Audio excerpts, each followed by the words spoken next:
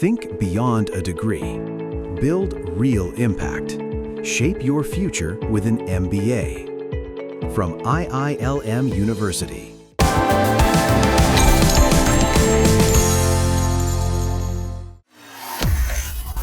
केंद्रीय वित्त मंत्री निर्मला सीतारमण ने लगातार 9वीं बार बजट को पेश करते हुए इस बार फाइनेंशियल ईयर 2027 के लिए बजट को पेश किया।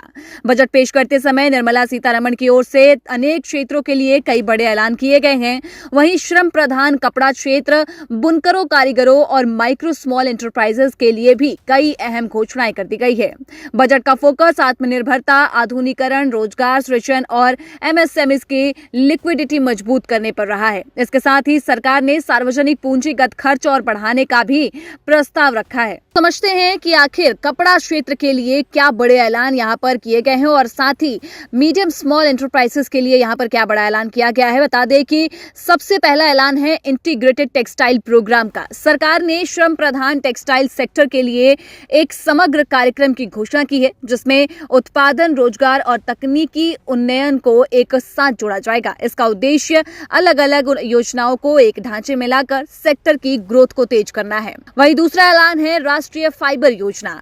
इस योजना के तहत रेशम, ऊन और जूट जैसे प्राकृतिक फाइबर के साथ साथ मानव निर्मित और नए औद्योगिक फाइबर पर फोकस किया जाएगा। लक्ष्य घरेलू स्तर पर फाइबर उत्पादन को बढ़ाना और आयात पर अपनी निर्भरता को कम करना है। वहीं तीसरा ऐलान कपड़ा विस्तार और रोजगार योजना को लेकर है। टेक्सटाइल क्लस्टर्स के आधुनिकीकरण के लिए मशीन और नई तकनीक में निवेश को बढ़ावा दिया जाएगा।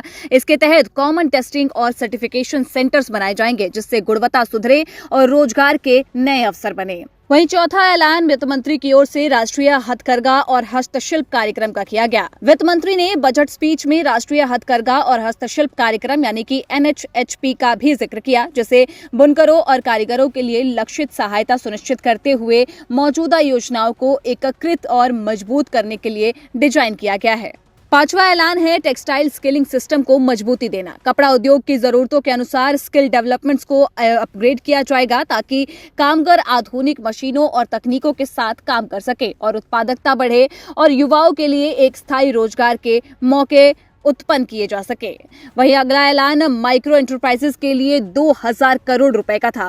वित्त मंत्री निर्मला सीतारमण ने टेक्सटाइल सेक्टर के लिए एक नेशनल फाइबर स्कीम का प्रस्ताव दिया और एक बड़ी टेक्सटाइल विस्तार योजना की जानकारी दी, जिसमें कि इंडस्ट्री को मॉडर्न बनाने के लिए, मशीनरी के लिए कैपिटल सपोर्ट और टेक्सटाइल स्किलिंग सिस्टम को मजबूत करने के लिए एक नई पहल शामिल है। उन्होंने कहा कि माइक्रो एंटरप्राइजेस को 2000 करोड़ रुपए के फंड के जरिए सपोर्ट दिया जाएगा। वहीं स्मॉल मीडियम एंटरप्राइजेस के लिए भी एक ऐलान किया गया। वित्त मंत्री ने कहा कि प्रस्तावित 10,000 करोड़ रुपए के एसएमई ग्रोथ फंड से भी माइक्रो एंटरप्राइजेस को मदद मिलेगी। एमएसएमईज के लिए लिक्विडिटी की दिक्कत कम करने के लिए सीतारमण ने कहा कि ट्रेड रिसीवेबल्स डिस्काउंट सिस्टम यानी कि TRETS कॉर्पोरेट्स के लिए एक प्राइसिंग बेंचमार्क के तौर पर काम करेगा और एमएसएमई की लिक्विडिटी को सपोर्ट करने के लिए इसे सेटलमेंट प्लेटफॉर्म के तौर पर अनिवार्य किया जाएगा। यानी कि वित्त मंत्री निर्मला सीतारमण की ओर से पेश किया गया फाइनेंशियल ईयर 2027 का ये बजट कपड़ा क्षेत्र और एमएसएमई क्षेत्र में कई बड़े बदलाव लेकर आ सकता है।